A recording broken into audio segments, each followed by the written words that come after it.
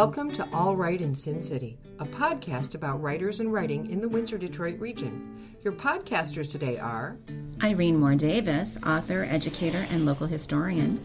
Sarah Jarvis, former bookseller, publishing rep, and literary festival chair. And me, Kim Conklin, Windsor-based writer and filmmaker.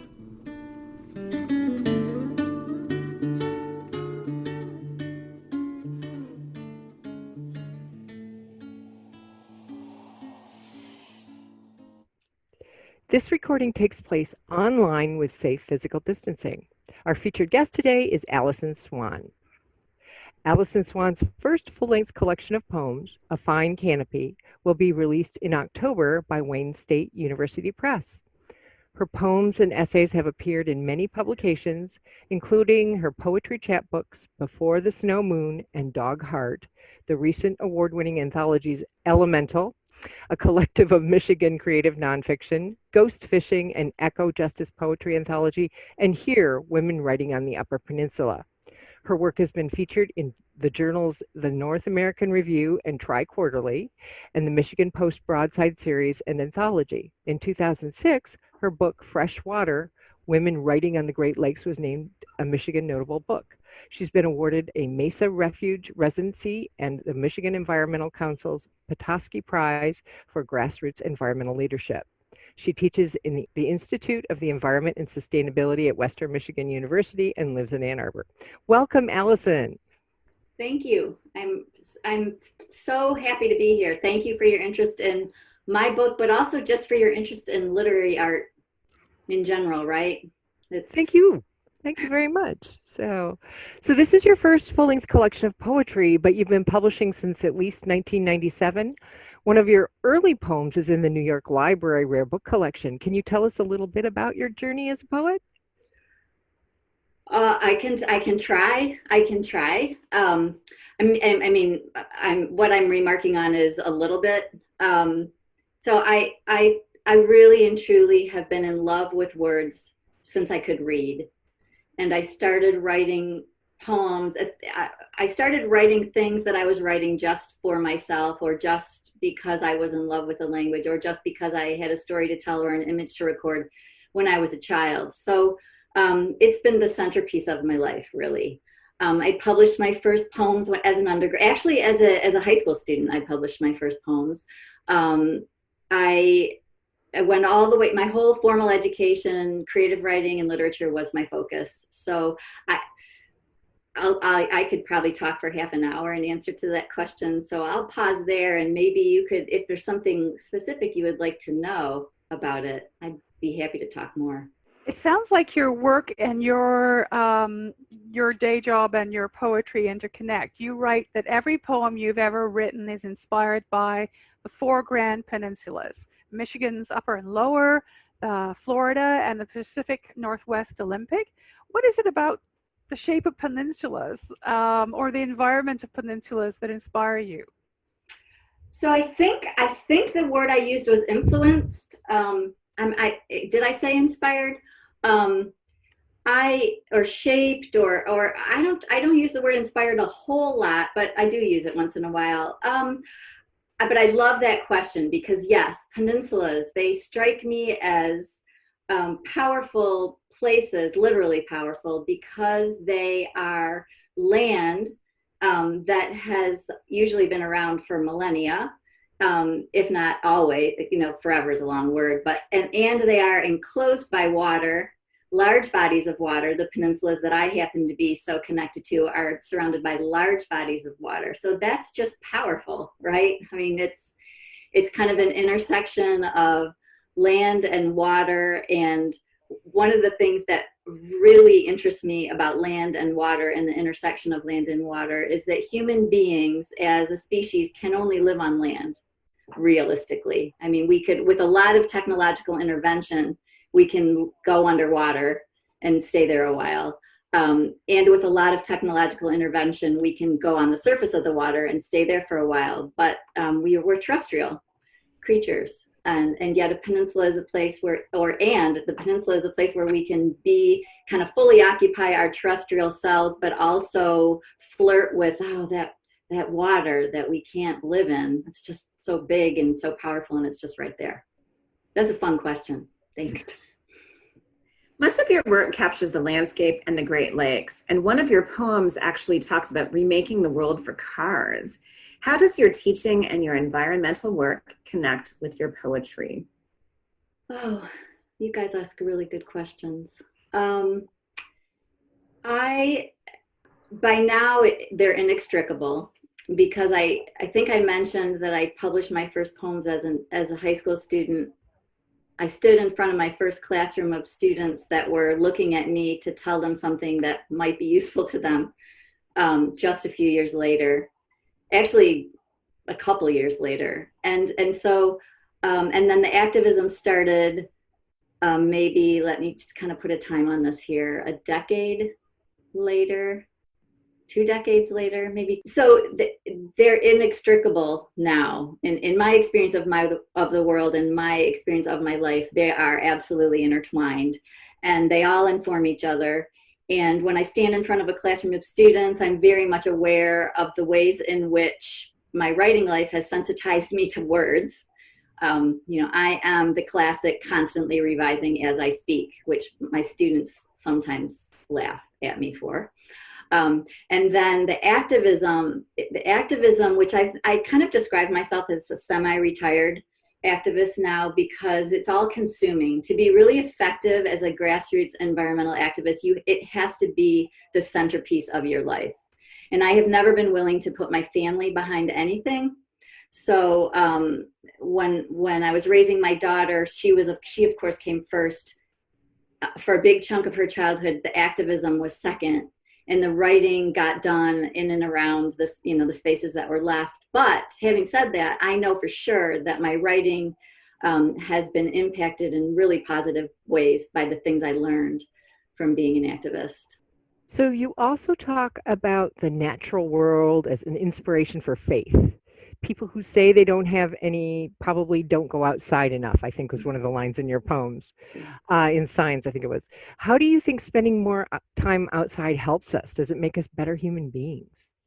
If we have the ability, if one has the ability to be out of doors, under the sky, in a place that is safe from harm, from being harmed in some way or poisoned in some way, or which some people don't. Some people don't have that ability. But if one has the ability to be outside under the sky and be as safe as you need to be as a human being, then yes, I do think it's one of the most nourishing, grounding, settling, priority, establishing things that a person can do. And I actually really do believe that. I've had people push back. I know that there are people who consider themselves to be city people. I once heard someone say in an interview, too much green and I'd freak. But I actually see that itself as a sign of the disconnect that is so dangerous. That someone would say that unselfconsciously strikes me as not true.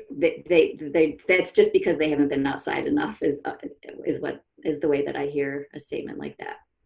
Do you mind if I reflect a little bit on that word faith? Not at all. I was taken by surprise, quite honestly, and this is the wonderful thing about publishing a book.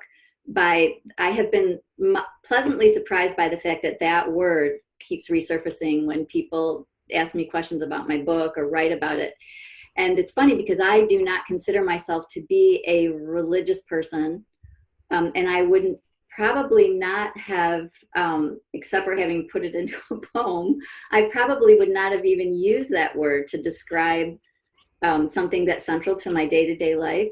But it actually is central to my day-to-day life in this way. It's central in the sense that I do, on a very fundamental level, have the feeling that the universe is unfolding in the way that it, even if you say was meant, that by whom, but I do have kind of a core belief that things will work out.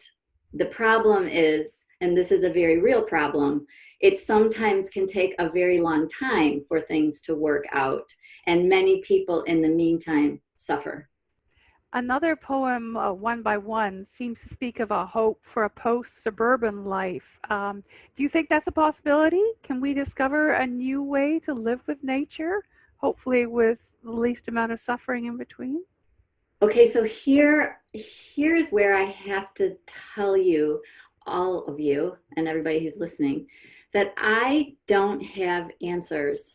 I have more questions than answers. And I'm really grateful for scientists of all kinds who are looking for answers. But I myself don't feel like I have answers to those really hard questions like the one you just asked.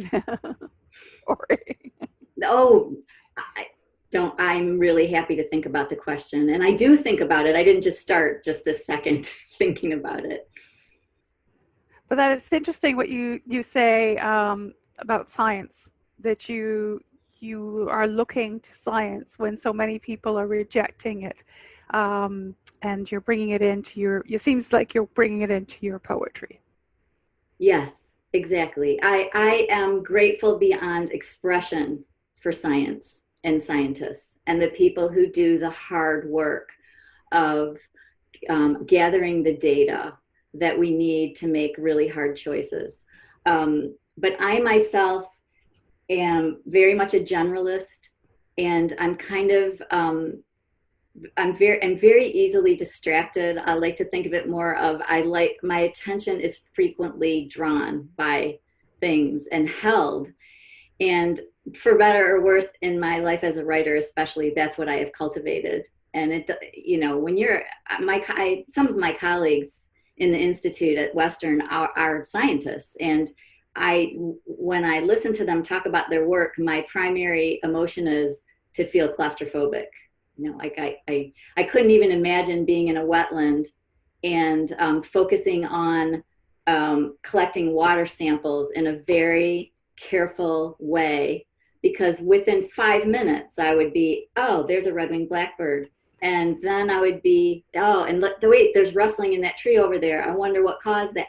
But absolutely, certainly scientists, yeah, that anybody would reject science in the 21st century.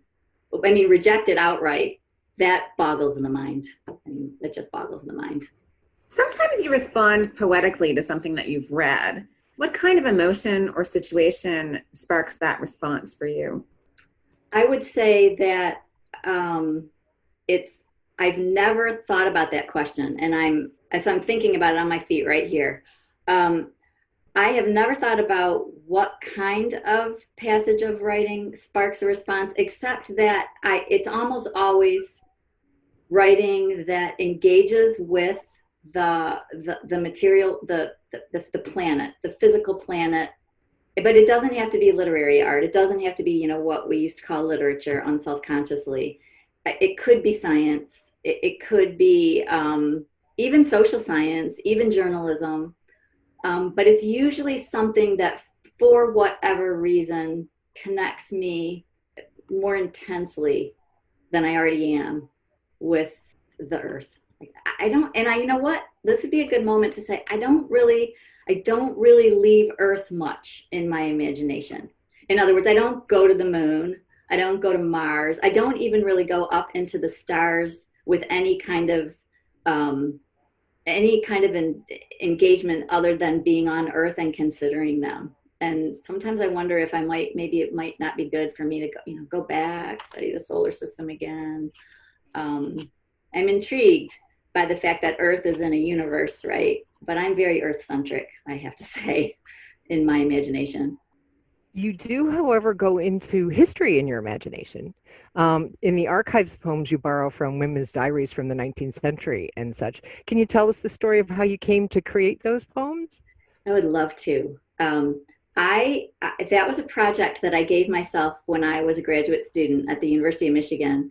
And you and your listeners might not know, but the University of Michigan has archives of original materials right on campus, many, the Bentley Historical Library, and it's full of letters and diaries from Michigan, the history of Michigan. And I knew I wanted to, at that point, so that was the early 1989 to 1991, I was quite obsessed with the way that women's voices had been squelched. And we know so much more about that now than we did then, but that was something that I was very much aware of all the time. And I thought it would be really cool to just, and this is pre-internet, right? So I could, and I lived in Ann Arbor, and so I could literally go and sit with the boxes and read the words and just immerse myself. And that experience is not so easy to come by anymore, or people don't avail themselves of it because it's too labor intensive or too resource intensive, right? But I could actually just walk from my house to the library, sit in the library with the letters, the actual letters in the actual diaries. And then, that's what I did. And I just sat and read and tried to lose myself in the voices. And these poems emerged from that kind of intense reading, I would call it, super focused and engaged reading. And one of the journals that I found was in one of those old-fashioned banker's boxes in a manila folder with her father's name on the tab. And I just, I felt that as a personal slight. I didn't ever want my diary to be in a file folder with my father's name on the tab. However, a very insightful person pointed out to me that, at least it was saved, right? At least it was saved, and it was in that box for me to encounter and read. What about all the diaries that were destroyed for one reason or another? But that was where those are, I mean, they're fictionalized, but I really did not take very many liberties with the voices of the women. And some of the way they word things, the words they choose, the phrasing that doesn't sound like me, it's their voices. It's the way they said it. And it was fun. It was fun to hear the sassiness coming off the page in those diaries. It was fun. Were you surprised that they were kind of sassy given when it was written? I can't remember. I can't remember if I was surprised in the moment. I don't think so, because as a little girl, I was a diary keeper, and all my sass went into my diary.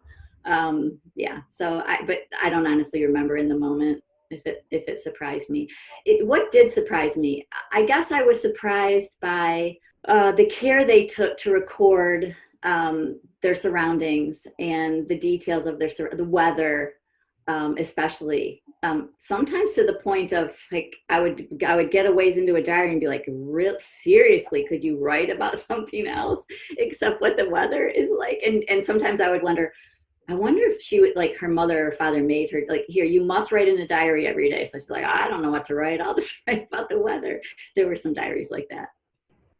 In poems like Self-Serve and Detroit, you evoke images of the 20th century in decay, but your feeling or point of view feels more complex than mere nostalgia. Can you talk a little bit about how you see changes happening in our region? So one of the thoughts I've had since A Fine Canopy landed on my step, the actual book that I can hold in my hands, is that I couldn't write this book now. I could not write this book now. I am brokenhearted. And I think most of the poems in A Fine Canopy were written out of a place where I felt like there was some sort of future while I was still alive that wouldn't feel so destroyed.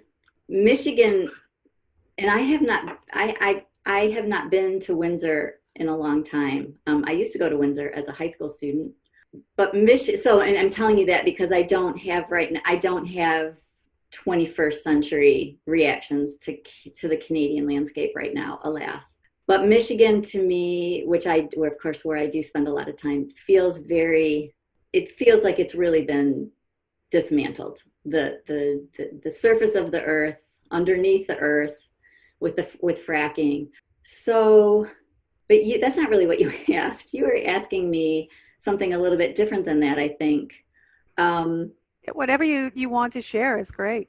Thanks. I've reached a point so what has changed since my book, since I gave the manuscript to Wayne State, is COVID and yet another year of inaction on climate change by the United States.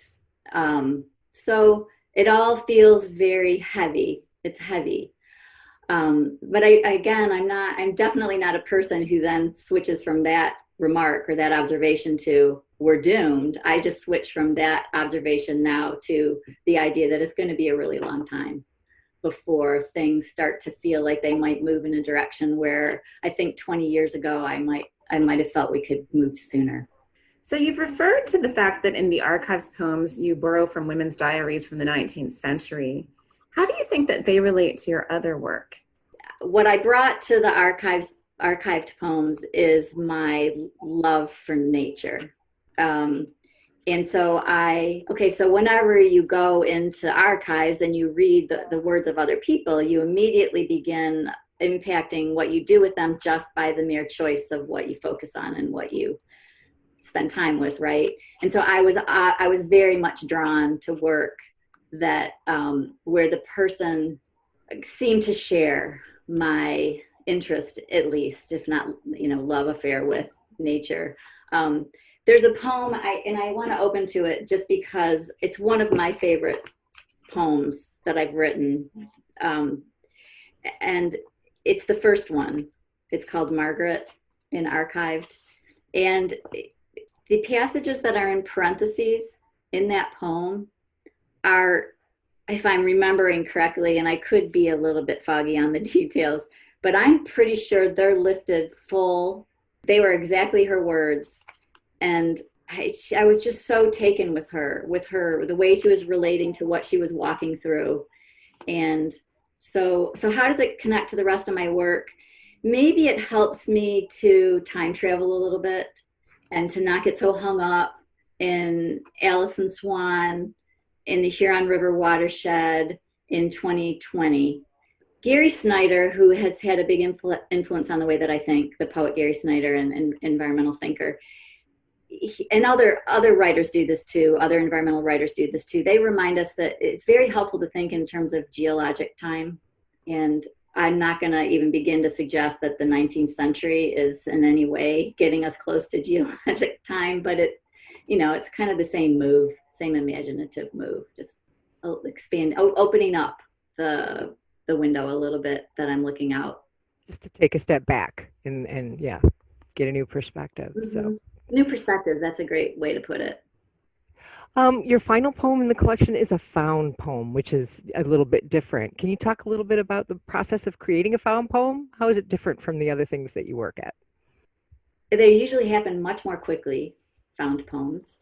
I experience them in my writing life as kind of like a little breather. And I think kind of for the same reason as writing the poems from the archives, it's the pulling back. And I was reading that book Autumn by Peter Marchand. I don't know if I'm pronouncing his last name right. And so struck by the passage on trees, and I knew I had to do something with it the minute I encountered it. So usually when I'm writing a found poem, it's because I stumble on something in my reading that just vibrates and just insists that I pay attention to it and do something with it. It doesn't happen very often, and I read a lot, but when it does, it definitely is, you must pay attention. And then what's so cool about that found poem is it's kind of a double found poem, because the word leaf came out of my infant daughter's mouth when she was 4 months old, and that was her first word.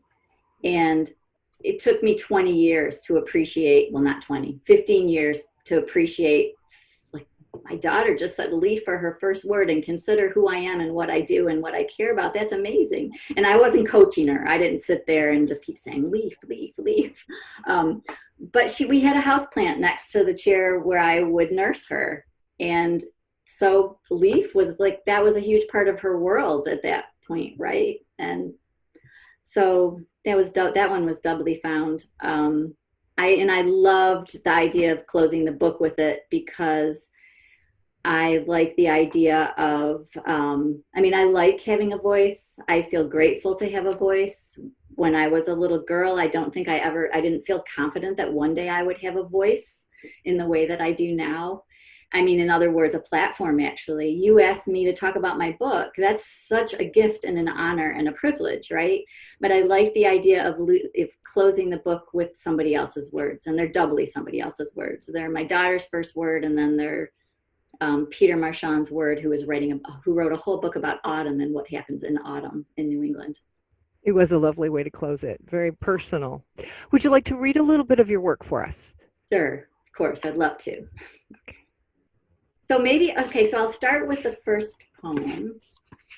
And the story behind this poem is kind of, well, it's unusual. Let's put it that way.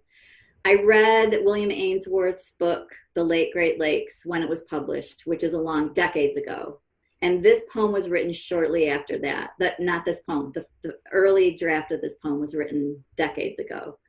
And the poem just kept coming back up, to use a metaphor, just kept coming back up to the surface of my piles. And I kept working with it. And I submitted it, and it didn't get published anywhere. It was shown in a Midland, Michigan art exhibit that was outside. So it was hung up for people walking around to see. But it didn't feel finished to me. And then Dan Egan wrote his book, The Death and Life of the Great Lakes. And I read that right when it was published, which is very recently.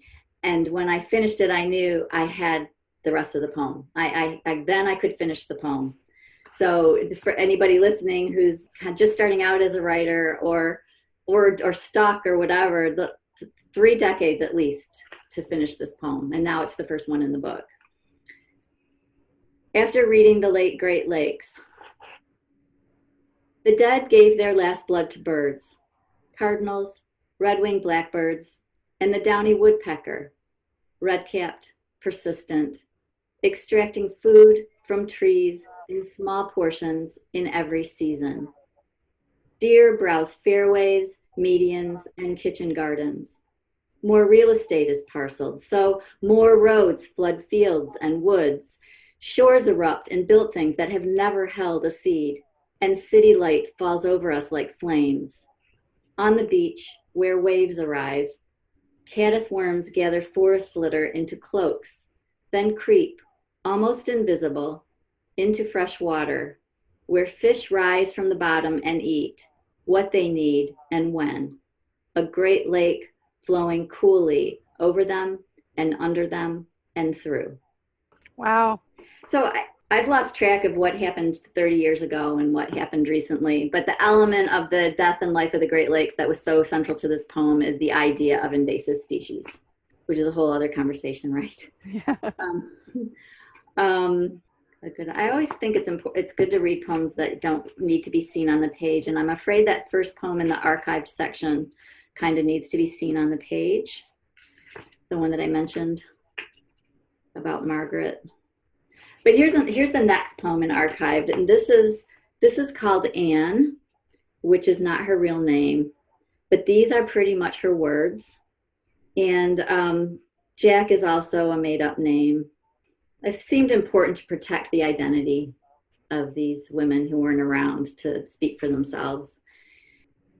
And it's a letter, and the poem is written in the form of a letter, and her words are from a letter. Dear Jack, the sky is overcast with fishback clouds, always a sure precursor of a storm, I think I have told you. We took a ride to Sylvanport and Father's Mill today. When we stopped for supper, my horse broke the strap to the wagon. I remounted so as to teach the naughty creature a lesson. Back home, I get such a shaking and rubbing down right and left. Dr. Trine says his Swedish movement cure will make me look better and behave better and feel better. There is a feeling in my bones as though you would be in town about the last of next week. What do you think of my feelings or of my bones? By the way, coming home, I led the way, and Mr. A did not drive fast enough to keep up. I would walk every 10 or 15 minutes so he might overtake us. I did not tell him so. My horse and I are well suited, I think. It is all in fun, Jack.